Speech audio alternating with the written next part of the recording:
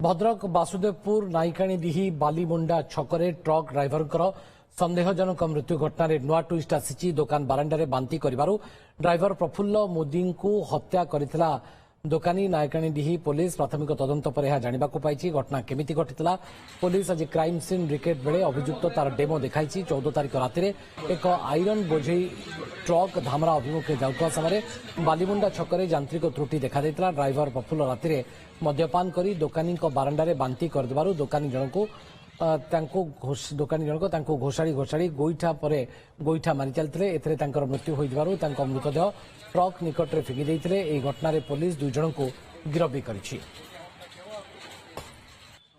गोईठाटा ताको बहुत फैटाल है से गोईठा जो से तार मृत्यु हो जाता।